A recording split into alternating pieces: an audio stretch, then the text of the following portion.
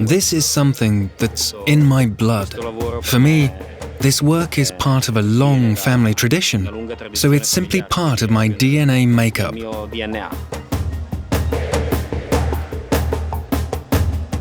For me, it gives me such a personal feeling of satisfaction.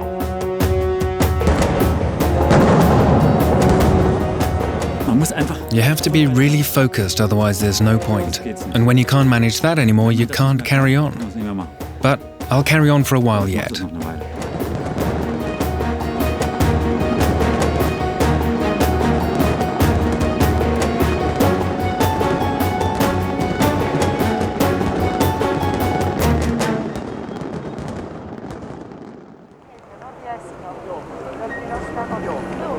The Gulf of Naples. Vesuvius broods majestically on the horizon. This is a landscape steeped in thousands of years of history, and where better to indulge the Italian penchant for glamorous spectacle. The America's Cup is taking place against this stunning backdrop.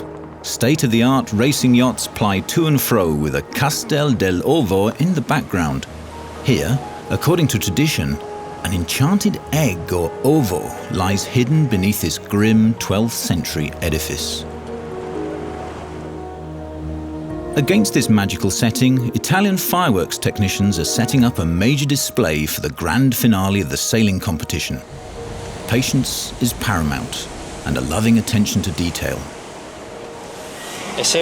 There's always an emotional high with this. Every time, even if just one element is different from the last display, it's still a completely different show. It always gives you a new thrill, and your emotions vary according to the type of display. Every time is different. Fireworks are part of the Italian makeup. The so-called tradizionali, classic Italian firework displays, take place almost every day in the summer months. The pattern is nearly always the same. 2 days of frantic construction finishing just before the final security check. And then everyone waits eagerly for night to fall.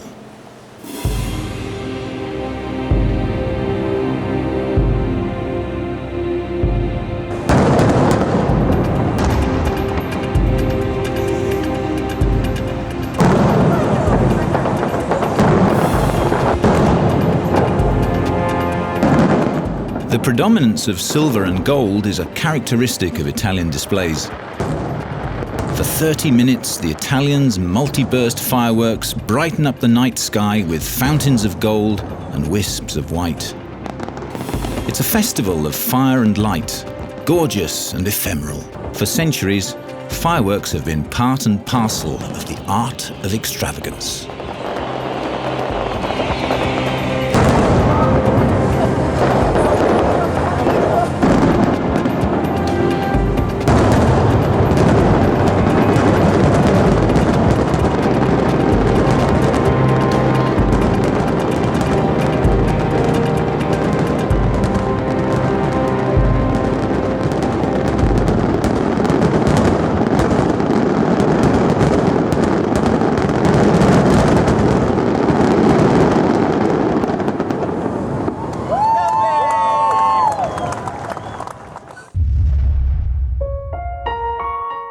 But in the beginning, fireworks were a gimmick to drive out evil spirits. The oldest depiction of fireworks that we know of comes from China. Created in the 10th century, it shows little demons defending themselves with fireballs and arrows of fire, an image that suggests the existence of gunpowder. It is believed that the Taoist monks, who are said to have discovered gunpowder, were actually trying to find the elixir of eternal life. Several Chinese emperors invested a great deal of money in this quest for immortality. And sometime in the 6th, 7th, or maybe 8th centuries, these monks concocted something that they eventually realized could be used for a very different purpose. Gunpowder was first brought to Europe, according to legend, by an invading army from the east. The Battle of Legnica in Poland may well be the start point for the history of fireworks in Europe. In the 13th century, there was a famous battle at Legnica, where a joint Polish-German army was fighting against a Mongolian army, and they lost the battle.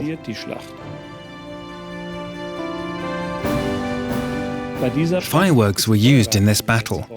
We believe today that they used the so-called fireworks dragons. We know that the Mongol armies employed Chinese fireworks makers within their ranks, and these dragon figures, so the legend goes, scared the joint German-Polish army so much that they were scattered in flight. But Europeans soon began to turn gunpowder to their own ends. In this German book on fireworks from 1610, you could learn that it was made from mixing saltpeter, charcoal and sulfur. But how did the recipe get from China to Europe? There are various stories about how gunpowder was first made in China and how it was brought back to Europe by Marco Polo after his first journeys in Asia. Marco Polo returned to Italy at the end of the 13th century, so the recipe for fireworks may have come via maritime trade routes into one of the Italian ports. Although Marco Polo was from Venice, and it was the north of Italy where fireworks first became popular, these days the area around Naples has come to be considered the centre of Italian fireworks.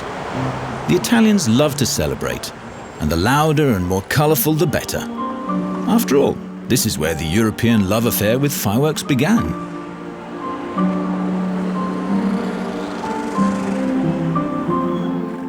The first recorded firework display was in 1379 in Vicenza, with winged creatures emitting sparks as they ran along a rope. Later setups for fireworks would be constructed with wood, magnificent castles with their innards peppered with fireworks that shot out and exploded. By the end of the 15th century, all the fundamental elements of firework displays had been pioneered in Italy by designers who vied for patronage at the leading courts of Europe. After all, the triumph of light over darkness is perhaps the ultimate symbol of absolute power. There were probably no more than 50, 60, 70 people throughout Europe who were ever able to put on such a fireworks display. It was always the same ones, travelling throughout Europe. The number of people who had this kind of expertise was really quite small. These firework displays were highly theatrical.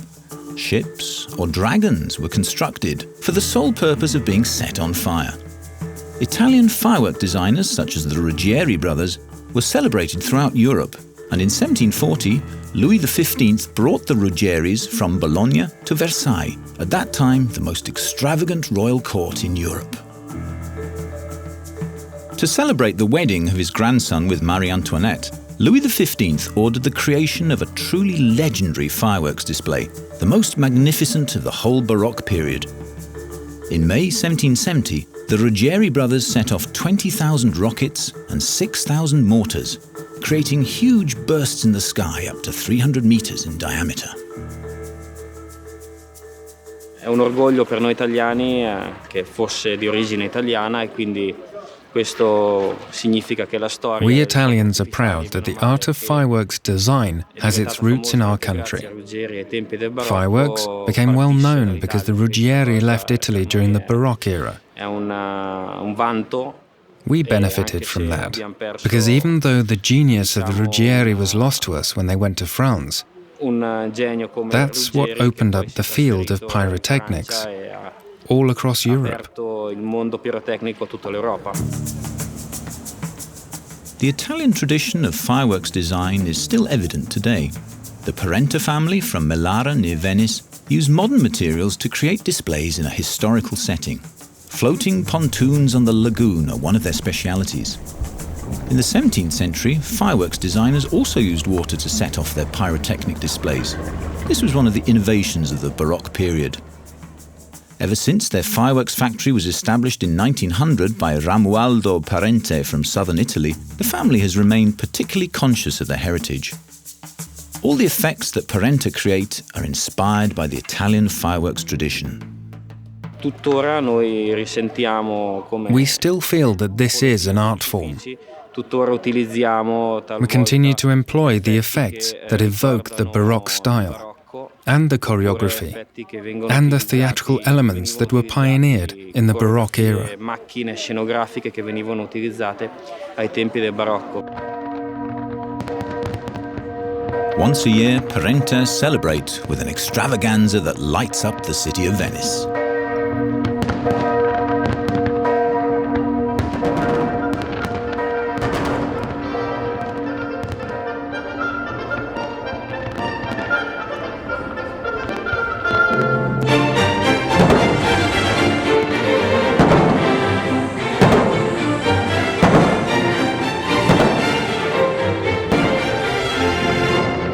In this display, the past meets the present.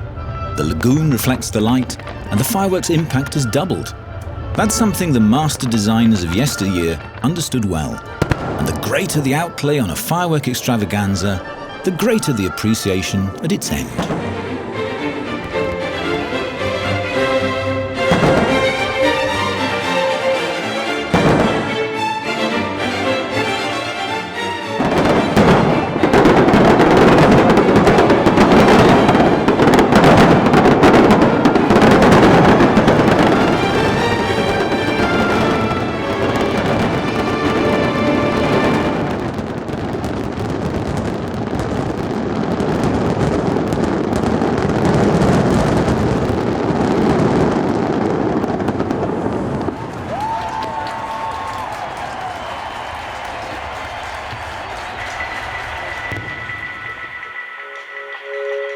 Contemporary illustrations confirm what gigantic undertakings the Baroque-era displays were.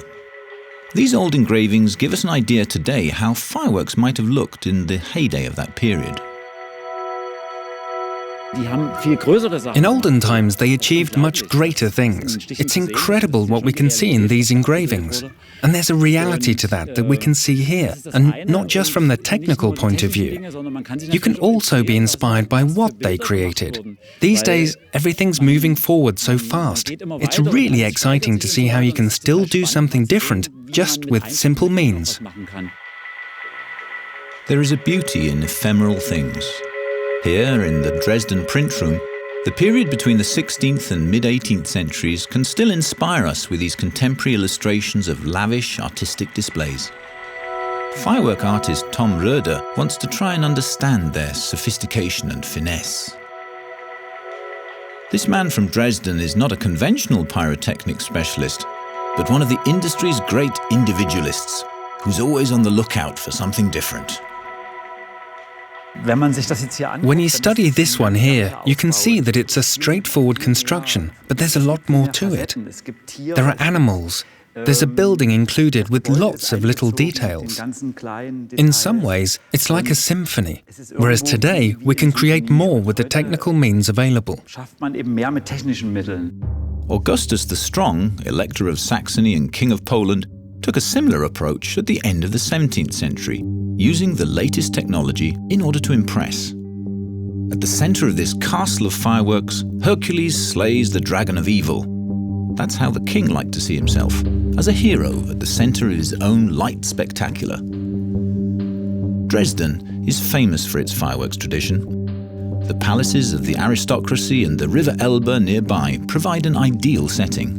The River Elbe would be fully utilized, and floating pontoons were built on the river for the fireworks displays. They took advantage of the backdrop that just happened to be there, much better than we do today.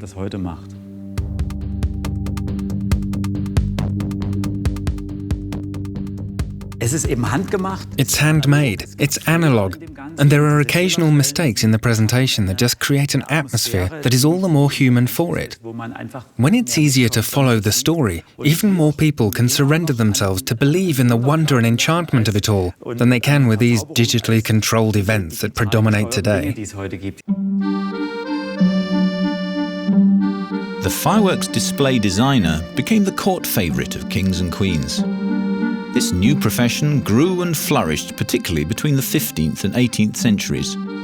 The display designers had sole responsibility for creating theatrical presentations of power as they deployed their skybursts, rockets and shells. Tom Roeder sees himself in this tradition. He calls himself a worker